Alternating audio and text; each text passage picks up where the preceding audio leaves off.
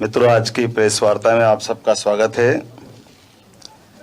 आज की प्रेस वार्ता कांग्रेस और कांग्रेस के अतीत के डॉक्टर भीमराव अंबेडकर भारत रत्न जी के प्रति जो उनका अपना प्रारंभिक काल से, उनके समय से जो अंबेडकर जी के प्रति दुर्भाव था, उस दुर्भाव को लेकर के ही मैं विस्तार से बात करना चाहूँगा। हमारे लिए अत्यंत दुख के साथ कहना पड़ रहा है कि बाबा साहब अंबेडकर सदैव वंचित वर्ग, शोषित वर्ग, पीड़ित वर्ग की बात करते रहे और जिस विषय को लेकर वो बात करते थे, इसी बात का शुरू से प्रारंभ में प्रथम प्रधानमंत्री पंडित जवाहरलाल नेहरू जी ने सदैव उनके इस बात का विरोध किया, उनके साथ व्यवहार भी गलत किया। हम सब उनके इस अतीत के घटनाक्रम को जाने तो कांग्रेस हमेशा दो मुहा रोल अदा करती है। आज वोट के खातिर अंबेडकर जी की बात कर रही है, लेकिन अंबेडकर जी के प्रति कांग्रेस ने क्या क्या किया, कुछ बानगी बताना चाहूँगा। जवाहरलाल नेहरू जी ने उनको, जो स्वयं अंबेडकर जी ने इस बात को कोट भी किया है कि मैं मूल रूप से वित्त का और उद्योग के बारे में जानकार था, लेकिन उनको न तो उद्योग का काम दिया न वित्त का काम दिया। इससे आगे बढ़कर अंबेडकर जी जब भी अपने विषय को लेकर जाते थे, यहाँ तक कि उनको किसी संसदीय कमेटी का भी सदस्य नहीं बनाया गया। उन्हें कानून मंत्रालय तो दिया है, लेकिन उसमें भी ईमानदारी से काम नहीं करने दिया। हिंदू कोड बिल जब भी उनने बात करने की बात कही तो उनके स्वयं के शब्दों में जो उनने लिख करके भी दिया है, उनने अपने कहा कि उसमें केवल धर्म विशेष के मुस्लिम बंधुओं की बात करते थे, हिंदुओं की, एससी की, एसटी की, जो वो विस्तार से उनके हक की बात करना चाहते थे, कांग्रेस ने उसको तवज्जो नहीं दी। जो उनने अपनी पुस्तक में भी कोट किया है कि ये केवल एक ही वर्ग को संतुष्टि करने से बात नहीं बनेगी। इसी प्रकार से धारा 370, पाकिस्तान का बनना, इन सारी बातों को बाबा साहब ने पसंद नहीं किया था, लेकिन हम सब जानते हैं कि यह किसकी इच्छा से हुआ है। और यही स्थिति बनी कि जो वो चुनाव लड़े 52 में, उस 52 के चुनाव में भी कांग्रेस के तत्कालीन प्रधानमंत्री ने खुल करके विरोध करके उनको चुनाव हरवाने का प्रयास किया। बाद का उपचुनाव हुआ, उपचुनाव में भी उनको चुनाव हराने का प्रयास किया। बाद के समय में काजोलकर जी उनके साथ चुनाव में लड़े थे। काजोलकर जी का कोई अलग से पहचान नहीं है, लेकिन काजोलकर जी को पद्म विभूषण भी दिया गया। एक ही बार चुनाव जीते, उनका कोई उल्लेखनीय योगदान नहीं है, लेकिन फिर भी ये कोट करने वाली बात है कि बाबा साहब का समूचे समाज के किए गए योगदान को अवॉइड करते हुए एक तरह से उनके बारे में, यहाँ तक कि जब उनका इस्तीफा मंजूर कर रहे थे तब उन्होंने तत्कालीन गवर्नर से कहा था कि इससे कोई फर्क नहीं पड़ेगा। ये एक ऐसी चीज है जिसके बारे में डॉक्टर BC राय को एक पत्र लिखा है, अंबेडकर जी के इस्तीफे से कोई फर्क पड़ने वाला नहीं है। अब ये हम सब समझ सकते हैं कि जिस प्रकार से कांग्रेस ने व्यवहार किया है, अब कांग्रेस किस मुंह से ये बात कर रही है, कांग्रेस को इसका जवाब देना चाहिए। कांग्रेस ने बात के क्रम में भी, हम सब जानते हैं, अंबेडकर जी के समय पे भी और अंबेडकर जी के बाद में भी उनके स्वयं के लिए, ये तो बड़ा घोर आश्चर्य की बात है, पंडित जवाहरलाल नेहरू जी ने अपने स्वयं रहते रहते खुद को भारत रत्न दिलवाया। बाद में इंदिरा गांधी जी आई, उन्होंने भी भारत रत्न अपना उनको मिला। उनके बेटे राजीव गांधी को भी भारत रत्न मिला। बात के क्रम में आपको सबको मालूम ही है, वो तो 1991 की बात अगर याद करें नरसिम्हा राव जी की सरकार नहीं होती तो सरदार वल्लभ भाई पटेल और अब्दुल कलाम आज़ाद इनकी भी नेहरू जी से कम बनती थी। अगर ये होते तो कांग्रेस की सरकार होती या इनके अपने परिवार से कोई होता तो उनके भारत रत्न उस समय भी नहीं दिया जाता। अर्थात इनकी देहावसान हुआ 50 के दशक में, 60 के दशक में, और 40 साल सरदार वल्लभ भाई पटेल को भी भारत रत्न देने में कांग्रेस के एक परिवार के बाहर की ताकत के भरोसे लगा है। अब्दुल कलाम जी का भी वही हाल हुआ। लेकिन और आगे बढ़कर देखता हूं तो सरदार वल्लभ भाई पटेल, अब्दुल कलाम आज़ाद, बाद के क्रम में स्वर्गीय अटल बिहारी वाजपेयी जी ने न केवल भारत रत्न दिया बाबा साहब अम्बेडकर को, यूपीए की सरकार की तुलना में एनडीए की सरकार संयुक्त दलों को सहमत करते हुए समान रूप से जिनने ऐतिहासिक काम किया और ऐसे अतीत के अंदर जिनने भी बड़ा काम किया, मुझे इस बात की प्रसन्नता है कि हमारे यशस्वी प्रधानमंत्री ने भी नेताजी सुभाष चंद्र बोस को भी भारत रत्न दिया है। और ये वो बातें हैं जिसके आधार पर अपने लिए कोई भी दल का हो, हम सब जानते प्रणब मुखर्जी के प्रति भी नरेंद्र मोदी जी ने उदारतापूर्वक उनको उस पद से नवाजा है। हमारे द्वारा सरकार जब बनती है तो सरकार के लिए बड़ा मन चाहिए, और अंबेडकर जी ने तो उस समय के समाज को जोड़ करके खासकर शोषित पीड़ित वंचित वर्ग के लिए, हम सब जानते हैं कि सुंदरलाल जी पटवा हमारे ही मुख्यमंत्री थे जिन्होंने महू के डॉक्टर अंबेडकर के जन्म स्थान को स्मारक बनाने की दिशा में कदम बढ़ाया।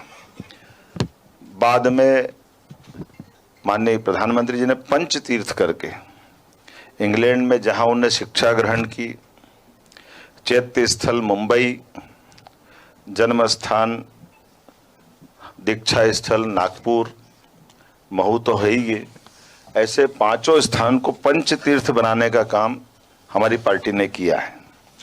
और इसके पीछे भाव ये है, आप कभी इस तरह से भी देख सकते हैं, अंबेडकर जी की बात कर रहे हैं तो अंबेडकर जी को लेकर के देश भर में जयंती मनाई जाती है या पुण्यतिथि मनाई जाती है। एक बार भी जयंती या पुण्यतिथि पे कभी महू आने का काम कांग्रेस के राष्ट्रीय अध्यक्ष जी ने नहीं किया।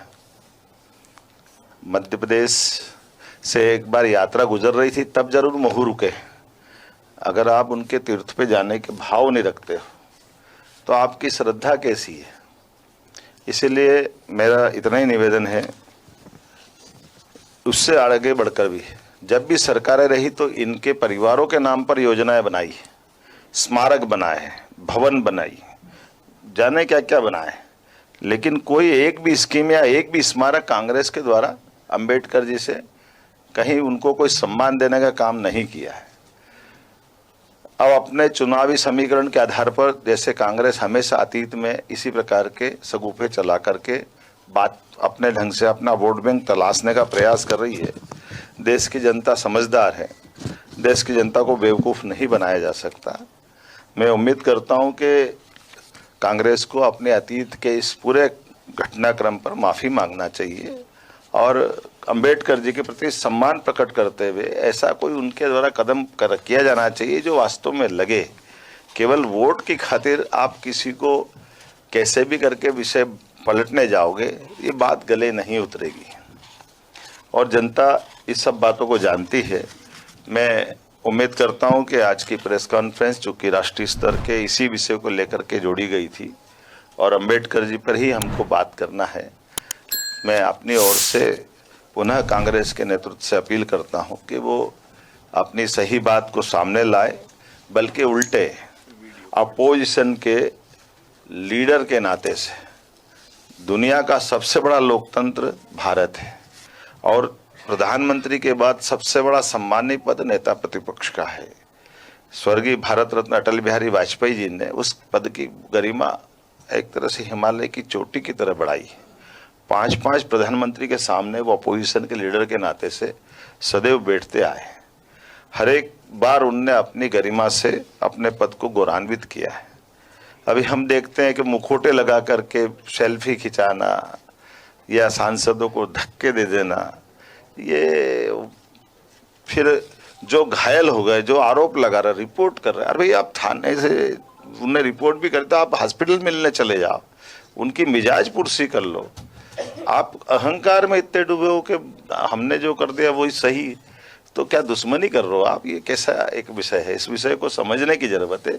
लोकतंत्र में जनता इस सब बातों के जवाब मांगती है। कांग्रेस बहुत पुरानी पार्टी है और कांग्रेस के लीडरों का अपना ये जो आचरण है ये उनको शोभा नहीं देता।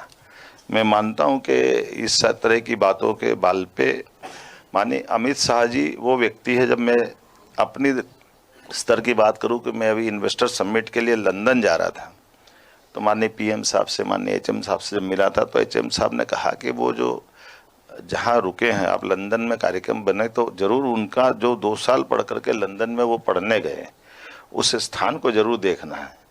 मैं जब वहाँ उस स्थान पे गया तो वहाँ के लोगों ने बताया कि वो आबादी वाली एक कॉलोनी है।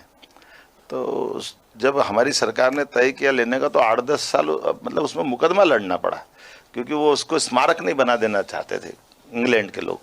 वो कह रहे थे कि इससे फिर हमारी निजता प्रभावित होगी, हमारी शांति प्रभावित होगी, कई लोग आएंगे जाएंगे, ये होगा वो। लेकिन माननीय एचएम साहब, माननीय अमित शाह जी और माननीय हमारे प्रधानमंत्री श्रीमान नरेंद्र मोदी जी का श्रद्धा है डॉक्टर अंबेडकर जी के प्रति। उन्होंने कहा नहीं, हमारा भाव ये है कि अंबेडकर जी से जुड़ा हुआ अगर उनका वो स्थान है जहाँ उन्होंने 2 साल पढ़ाई की है, उस स्थान को हम अपने तीर्थ की तरह ही लेंगे। ये हमारे अपने नेताओं का दृष्टिकोण है, माननीय अमित शाह जी का दृष्टिकोण है, और इसी तरह से उनने अपनी बात कही भी है। लेकिन कांग्रेस अपना तरीका लगाती है और जनता हर बार उनको मुंह की खानी पड़ती है। 14 हो जब उनकी सरकार चली गई बुरी तरह से, तब वो उनको मजाक बना रहे थे माननीय मोदी जी का, बीजेपी का। 2019 में वो हार गए, फिर भी मजाक बना रहे थे। अभी 2024 में हार गए, फिर भी उनके अपनी तरीके लग रहे हैं। तो मैं मान के चलता हूं कि जनता फैसला कर देती है। बेहतर है कि भारतीय जनता पार्टी ने भी लंबे समय तक अपोजिशन में रहकर अपने संगठन रचना को बना के जनता के बीच में विश्वास हासिल करने का प्रयास किया है। वो भी अपने तरह से लोकतंत्र में यही एक तरीका होता है, इन तरीकों से ही बढ़ा जाता है और जनता फैसला कर देती है, और जनता के फैसलों से ही लोकतंत्र में सरकारों का गठन होता है। सर, कांग्रेस का कहना है कि जब तक आप लोग माफी नहीं मांगेंगे तब तक उनका आंदोलन जारी रहेगा। अब यही तो सोचने वाली बात है कि माफी मांगने के लिए कांग्रेस क्या कह रही है और माफी किसको मांगना चाहिए। आपके अतीत के उस काल से जिनने बाबा साहब के लिए कितने कष्ट उठाए बाबा साहब ने, आप उनको अपने कदम कदम पर दुख देते रहिए। आपने जिनने संविधान की अनुपम देन हमको दी, उनको चुनाव जीतने नहीं दे रहे हो। उपचुनाव में लड़े तो उपचुनाव में हराने जा रहे हो। उपचुनाव हो या मुख्य चुनाव हो, एक बार जो उनके सामने जीता उसको पद्म विभूषण दे रहे हो, खुद भारत रत्न ले रहे हो, अपनी परिवार में भी आगे वही परंपरा कायम रख रहे हो। ना बाबा साहब के योगदान के बारे में कोई स्मारक बना रहे हो। उनके समय भी कष्ट दिए, बाद में भी कष्ट दिए। तो अब इसके प्रति, अम्बेडकर जी के प्रति कांग्रेस का क्या भाव है वो तो अपने आप ही स्पष्ट हो रहा है। और उसके बाद कह रहे कि बाबा साहब के लिए हम माफी मांगे। हमने जितनी श्रद्धा रखी बाबा साहब के विषय को लेकर के, ये तो अब सबके सामने जग जाहिर है और जनता सब जानती है। आज दुनिया के सबसे बड़े लोकतंत्र में स्वर्गीय पंडित नेहरू जी के बाद 60 साल बाद अगर हमारी तीसरी बार सरकार बनी है, तो ये जनता का भरोसा ही है कि जब हम सरकार तीसरी बार बना रहे हैं, इससे बढ़ के क्या प्रमाण होगा। और बाबा साहब का, सभी हमारे महापुरुषों का, हमने कहा कि हम तो दलों की सीमा से ऊपर उठ करके जिन्होंने इस देश के लिए कोई भी योगदान दिया, उन सबका सम्मान किया। ऐसे ही वीडियोस के लिए लाइक करें, शेयर करें, फॉलो करें। YouTube पर जाकर सब्सक्राइब कर बेल आइकन दबाना ना भूलें और ताजा अपडेट्स के लिए swedeshlive.com पर जरूर जाएं।